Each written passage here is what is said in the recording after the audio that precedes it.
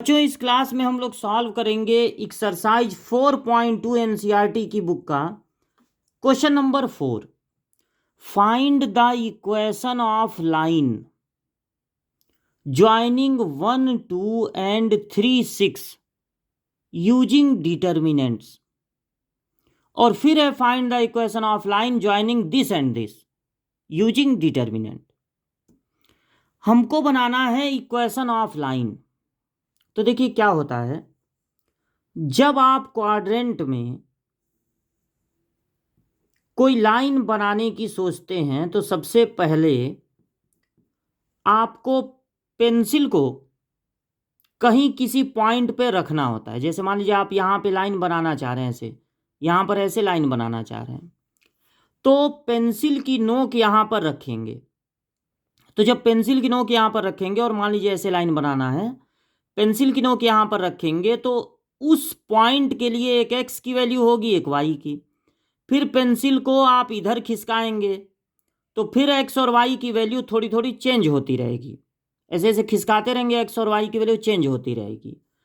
तो जो ये पेंसिल की टिप है वो आगे की ओर बढ़ती है या पीछे की ओर बढ़ती है, उससे लाइन बनेगा। एक पर्टिकुलर डायरेक्शन में बढ़ाएंगे तो लाइन बनेगा, उसी को घुमा देंगे तो सर्कल भी बन जाएगा, उसी को घुमा कर पैराबोला, एलिप्स कुछ भी बना सकते हैं। लेकिन वो जो पॉइंट मूव करता है उसको हम लोग मान लेते हैं एक्स वाई, और एक्स वाई के टर्म में एक इक्वेशन बनाते हैं जो उस लाइन का इक्वेशन कहलाता है।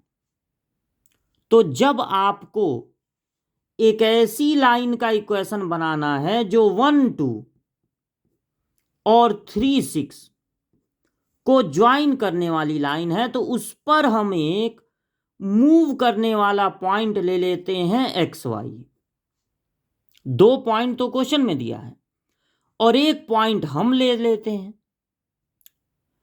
अब यही पॉइंट मूव कर रहा है तो ये लाइन बन रही है।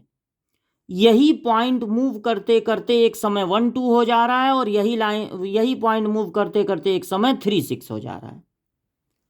तो 2 पॉइंट क्वेश्चन में दिया रहेगा। मान लीजिए ये पॉइंट है ए और बी, और एक पॉइंट हम सपोज कर लेंगे सी।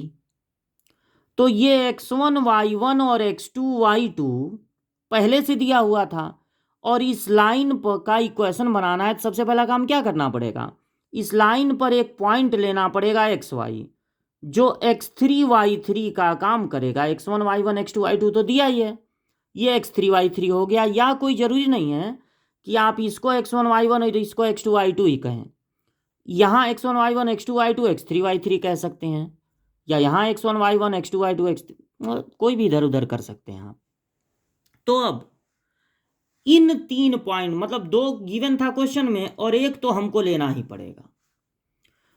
इन तीनों पॉइंट से कोशिश करके एक इक्वेशन बनाना है। तो हम क्या कहेंगे कि A B C are collinear points.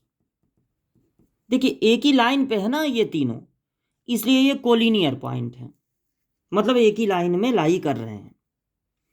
अब अगर कोलिनियर है तो इनसे कोई ट्रायंगल नहीं बनेगा।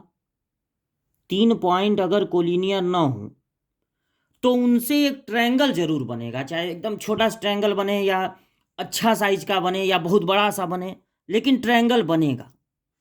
अगर ये 3 पॉइंट कोलिनियर हैं तो ट्रायंगल नहीं बनेगा। तो जब ट्रायंगल नहीं बनेगा तो एरिया ऑफ ट्रायंगल 0 होगा। एरिया ऑफ ट्रायंगल तब कितना हो जाएगा, 0, क्योंकि ट्रायंगल तो बनेगा नहीं। और ट्रायंगल के एरिया का फार्मूला होता है डिटर्मिनेंट के through, half x1 y1 1 x2 y2 1 x3 y3 1। ये होता है ट्रायंगल का एरिया। ये कितना हो जाएगा, 0।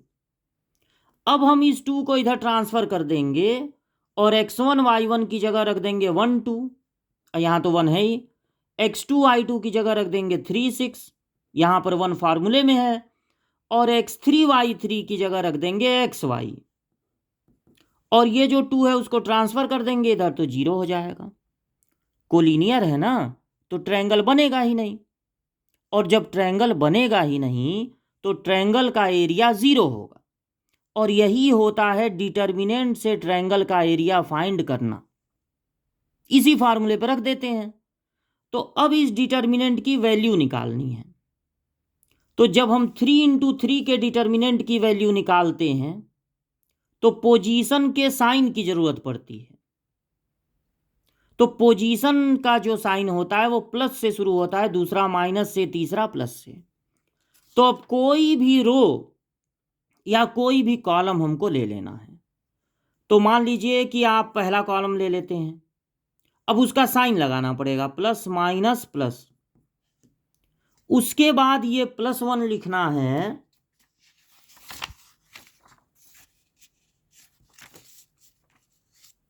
+1, और एक छोटा सा डिटर्मिनेंट बना देना है। फिर लिखना है -3, जो चूज किया है ना उसी को लिखना है, और उसके बगल में छोटा छोटा डिटर्मिनेंट बना देना है। = तो 0 है। अब यहां पर 1 का, ये जो 1 लिखे हैं उसका कॉलम और रो छोड़ देंगे, तो ये चारों नंबर बचेंगे। फिर ये जो -3 है उसका कॉलम और रो छोड़ देंगे, तो ये चारों नंबर बचेंगे। इसका कॉलम और रो छोड़ देंगे तो ये चारों नंबर बचेंगे। अब ये 2 × 2 का डिटर्मिनेंट है। 2 × 2 के डिटर्मिनेंट की वैल्यू, 2 × 2 का जब डिटर्मिनेंट होता है तो उसकी वैल्यू क्रॉस मल्टीप्लाई से निकलती है। इनका मल्टीप्लाई करके दोनों के बीच में लगा देते हैं माइनस। तो 1 इस डिटर्मिनेंट की वैल्यू, -3 इस डिटर्मिनेंट की वैल्यू, +x और इस डिटर्मिनेंट की वैल्यू = हो जाएगा 0, इस डिटर्मिनेंट की वैल्यू निकलेगी। पहले प्रिंसिपल डायगोनल का मल्टीप्लाई होता है, यानी 6 × 1 = 6, फिर -y, इनका मल्टीप्लाई 2 -y, इनका मल्टीप्लाई 2 -6, अपने तरफ से माइनस लगाते हैं। ये हो गया 1 का मल्टीप्लाई करने पे 6 -y, ये हो गया -6 + 3y, ये -4 बचेगा ना, 6 में 2 में से 6 माइनस होगा, -4, यानी -4x। अब ये +6 और -6 कैंसिल हो गया, -y और 3y हो गया 2y, 2y -4x = 0, या 2 से डिवाइड कर दीजिए, मतलब या नहीं डिवाइड कर ही दीजिए, y - 2x = 0। ये हो गया उस लाइन का इक्वेशन। ठीक है। अब अगर आपको फाइंड करना है सेकंड पार्ट, 3, 1 और 9, 3 को ज्वाइन करने वाली लाइन का इक्वेशन बनाना है। तो ये हो गया point x1 y1 x2 y2, और एक अपने तरफ से पॉइंट ले लेंगे xy, और फिर पिछले पार्ट की तरह लिख देंगे कि ABC are collinear, therefore triangle बनेगा ही नहीं, ट्रायंगल का एरिया हो जाएगा 0।